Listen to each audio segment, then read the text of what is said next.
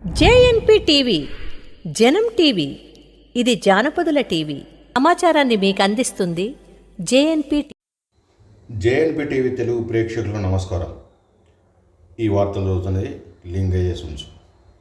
తెలంగాణ రాష్ట్రం సేవాలాల్ సేన లంబాడ్ ఆత్మగౌరవ సభ సుందరయ్య విజ్ఞాన కేంద్రంలో వ్యవస్థాపక అధ్యక్షులు బూక్య సంజయ్ నాయక్ ఆధ్వర్యంలో నిర్వహించారు.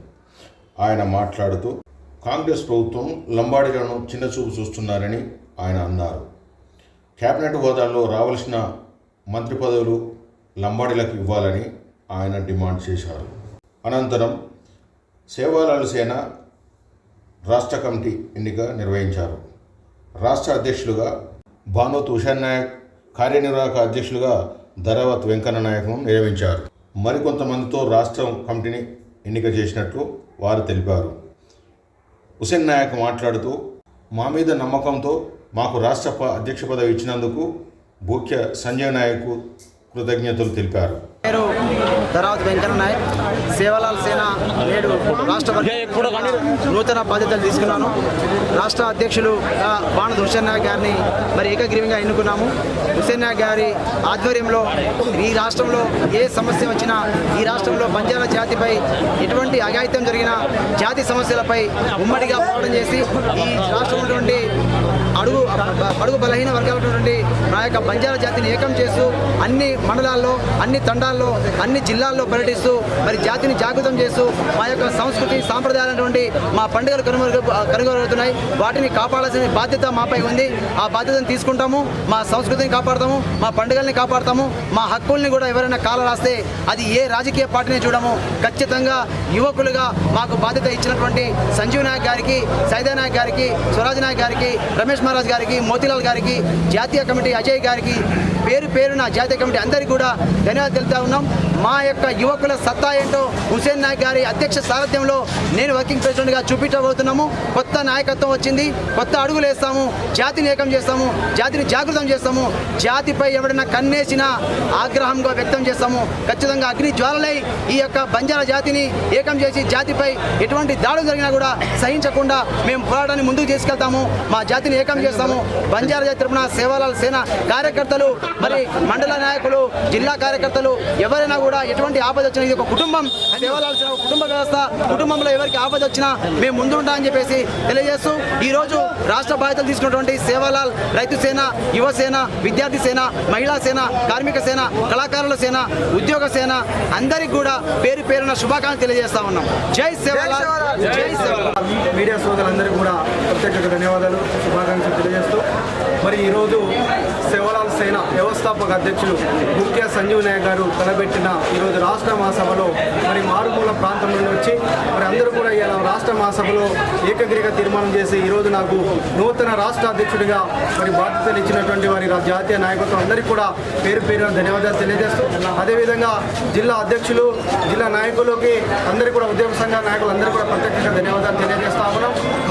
నాకు రాష్ట్ర అధ్యక్షుడి పదవి ఇచ్చిన దగ్గర నుంచి బొమ్ము చేయకుండా భవిష్యత్తులో గిరిజనులపై జరుగుతున్న అన్యాయాలు కావచ్చు, గిరిజనుల చేతుల దాడులు, వాటిపైన కూడా భవిష్యత్తు రాష్ట్ర కమిటీ సమావేశం ఏర్పాటు చేసుకొని భవిష్యత్తు కూడా ఉద్యమానికి ముందుకు వెళ్తామని ఈ సందర్భంగా తెలియజేస్తూ నాకు ఈ బాధ్యత ఇచ్చిన ప్రతి ఒక్కరికి కూడా పేరు ధన్యవాదాలు చేస్తా.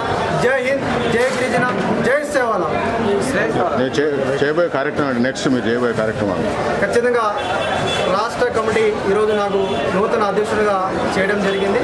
భవిష్యత్తులో మా పెద్దలు జాతీయ అధ్యక్షులు అయినటువంటి సంజీవ్ నాయక్ గారు, రమేష్ మహారాజ్ గారు, స్వరాజ్ గారు, సైదా నాయక్ గారు అందరితో సమక్షం చర్చించి నూతనంగా ఈరోజు అనుబంధ కమిటీలు కూడా ఏర్పాటు చేయడం జరిగింది. భవిష్యత్తులో మరొక వారం రోజులు నూతన రాష్ట్ర కమిటీ ఏర్పాటు చేసుకొని ఖచ్చితంగా ఈ రాష్ట్ర ప్రభుత్వం మీద ఒత్తిడి తెచ్చుకోవడానికి మేమందరూ ప్రయత్నం చేస్తామని కూడా ఈ సందర్భంగా తెలియజేస్తాం. అతి ముఖ్యంగా గిరిజనులు సమస్యలకు ఎదురవుతున్న సమస్యలు అయితే ఉంటే చిలుకూరు వర్షం పడుతూ ఉన్నది. ఏజెన్సీ ప్రాంతంలో గిరిజనులు ఎక్కువగా పోడు భూములు నమ్ముకొని జీవిస్తూ ఉన్నారు. గతంలో ప్రభుత్వాలు పట్టాలు ఇచ్చినప్పటికీ, రైతు బంధువులు వస్తున్నప్పటికీ కొంతమందికి ఇప్పటివరకు పోడు భూముల పట్టాలు ఇవ్వకపోవడము, ఫారెస్ట్ అధికారులు గిరిజనులపైన దాడులు విపరీతంగా చేస్తూ ఉన్నారు. తక్షణమే ఆపాలని కూడా ఈ సందర్భంగా తెలియజేస్తా ఉన్నాం. భవిష్యత్తులో కూడా కోడు భూమి కావచ్చు, మరి గిరిజనులకు రావాల్సిన వాటా ప్రకారం ఇప్పుడు ఇందాక అనుకున్నట్టుగా భవిష్యత్తులో మా రాజ్యాధికారంగా ఓట్లతో గెలిచిన ప్రభుత్వాలు మాకు ఓట్లు మాత్రమే చూస్తూ ఉన్నారు. వాటన్నింటి కూడా వెండగట్టేటకు సేవలాల్ సేనగా జిల్లాలో పర్యటించి భవిష్యత్ కార్యాచరణకు ముందుకెళ్తామని ఈ సందర్భంగా తెలియజేస్తున్నాం. సేవలాల్ సేన సాంప్రదాయంలో భాగంగా వ్యవస్థాపక అధ్యక్షుడు హోదాలో ప్రతి 2 సంవత్సరాలకు ఒకసారి రాష్ట్ర అధ్యక్షునికి రాష్ట్ర కమిటీని నియమించాల్సినటువంటి సాంప్రదాయాన్ని మేము పెట్టుకున్నాం. అందులో భాగంగానే రాష్ట్ర అధ్యక్షుడిగా గతంలో పనిచేసినటువంటి మిత్రులు వాళ్ళ పదవీకాలం అయిపోయింది కాబట్టి ఆ కమిటీని రద్దు చేస్తూ నూతనంగా మా హుస్సేన్ నాయక్ బాణద్ హుస్సేన్ నాయక్ బూర్గంపాడు సంబంధించిన భద్రాద్రి కొత్తగూడెం జిల్లా సంబంధించిన చాలా కమిటెడ్ డెడికేటెడ్ కమ్యూనిటీ పట్ల కమిట్మెంట్ ఉన్న వ్యక్తి. జాతి సంఘంలో మాతో పాటు గత 20-22 సంవత్సరాల నుంచి నిరంతరం పనిచేస్తున్న వ్యక్తి. ఇప్పటివరకు ఏ పదవి ఆశించలేదు. ఆయన అప్పటి నుంచి ఇప్పటిదాకా జాతి సంఘం కోసం జాతి చైతన్యం కోసం పనిచేసిన వ్యక్తి.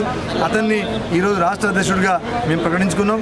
దాంతోపాటు రాష్ట్ర కమిటీని కూడా ప్రకటించుకున్నాం. సేవలాల్ సేన రాష్ట్ర కమిటీతో పాటు సేవలాల్ విద్యార్థి సేనను ప్రకటించుకున్నాం, సేవలాల్ యువ సేనను ప్రకటించుకున్నాం, సేవలాల్ మహిళా సేనను ప్రకటించుకున్నాం, సేవలాల్ ఉద్యోగ సేనను ప్రకటించుకున్నాం, సేవలాల్ సేన రైతు సేనను ప్రకటించుకున్నాం, సేవలాల్ కార్మిక సేనను ప్రకటించుకున్నాం, సేవలాల్ ధర్మజాగరణ సేనను ప్రకటించుకున్నాం, సేవలాల్ లీగల్ సేనను కూడా ప్రకటించుకున్నాం, సేవలాల్ వికలాంగుల సేనను ప్రకటించుకున్నాం. ఈ అనుబంధ 9 కమిటీలను మొత్తాన్ని కూడా ఇలా ప్రమాణ స్వీకారం చేయించి యుద్ధ రంగంలో జాగృతంలో ప్రభుత్వం రావాల్సినటువంటి వాటా మీద హక్కుల కోసం కొట్లాడడానికి వీళ్ళందరినీ ప్రకటించి జాతి చైతన్యంలో పంపిస్తున్నాం, ప్రజాక్షేత్రంలో పంపుతాం. వీళ్ళందరికీ నా తరఫున శుభాకాంక్షలు, ధన్యవాదాలు. రాష్ట్ర వ్యాప్తంగా అన్ని జిల్లాల నుంచి నాయకత్వాన్ని పిలిపించి ఈ 2 సంవత్సరాల కాలంలో ఈ లంబాడీలకు సంబంధించి మా సప్లాన్ నిధులను వాడుకుంటున్నట్టు మాకు అందరికీ సమాచారం ఉన్నది. మీరు దారి మళ్లిస్తున్న నిధులను, ఇది పద్ధతి కాదు. ఇది నిధులకు సంబంధించి సంక్షేమానికి సంబంధించి అయితే అసలు నీ వాటా రాజ్యం ఇచ్చినటువంటి మా లంబాడీ జాతికి నువ్వు ఇస్తున్నటువంటి గౌరవం ఏది? ఎందుకు మంత్రివర్గంలో లంబాడీలకు ఇప్పటిదాకా మాకు అవకాశం ఇవ్వలేదు? ఏం లంబడోళ్లకు లేకుండా నువ్వు ముఖ్యమంత్రి కాలేదు, లంబడోళ్ళు లేకుండా రాష్ట్ర ప్రభుత్వం ఏర్పాటు కాలేదు, ఇది అందరికీ తెలుసు. మరి మాకెందుకు నిస్మరిస్తున్నారు? అంటే మీరు మమ్మల్ని అవమానిస్తున్నారు, మా ఆత్మగౌరవం మీద దెబ్బతి కొడుతున్నారు, మమ్మల్ని హీనంగా చూస్తున్నారు. ఇది 100% కరెక్ట్. ఇప్పటిదాకా కాంగ్రెస్ పార్టీ అంతర్గత విషయమే అనుకుని వదిలేసినాము. కానీ ఇప్పటి నుంచి సేవలాల్ సేన వదలబోదు. క్షేత్రస్థాయిలో జాతిని చైతన్యం చేస్తాం, జాతిని జాగృతం చేస్తాం. అన్ని నియోజకవర్గాల్లో మంత్రులు ఉన్న నియోజకవర్గాలు ప్రధానంగా మొట్టమొదటిగా సభలు పెడతాం. చలో హైదరాబాద్ దిగ్బంధం చేస్తాం. ఒక మంత్రి పదవే కాదు, కార్పొరేషన్ పదవులలో కనీసం వాళ్ళు ప్రకటించిన దాంట్లో 10% మాకు ఇవ్వాలి. డిప్యూటీ స్పీకర్ మీ రామచంద్ర నాకు ఇచ్చారు కదా. డిప్యూటీ స్పీకర్ ఇస్తే ఇప్పుడు నేను చెప్పాను లిస్టు ముఖ్యమంత్రి కానించి ఏది అసలే మా లంబాడీలకు ఎవరికి ఇప్పుడు మంత్రి పదవులు ఇవ్వాలి. కానీ డిప్యూటీ స్పీకర్ ఇచ్చి ఏం చేస్తాం? డిప్యూటీ స్పీకర్ ఉండాలి, మంత్రి ఇవ్వాలి. తప్పే ఉంది? బాధితులకు మాలలకు అందరికి కలిపి 5 ఇచ్చిర్రు. 15% రిజర్వేషన్ అడుగుతున్నాం కాబట్టి చెప్తున్నాం మిత్రమా, నేను కాదనంటే వాళ్ళకి ఇవ్వాలి. ఎందుకంటే అంటరాని వాళ్ళ నుంచి ఇవాళ స్ఫూర్తి పొంది చైతన్యం వైపు వచ్చినటువంటి జాతులు. ఆ 5 ఇచ్చినప్పుడు 15%కి 5 ఇచ్చినప్పుడు 3%, 4% ఉన్న వేరే కమ్యూనిటీకి 5 మంత్రులు, ఒక ముఖ్యమంత్రి ఉన్నప్పుడు మా లంబాడీలు 10% గిరిజనులు ఉన్నాం. గిరిజనుల 10%లో లంబాడీలు 6% ఉన్నాం.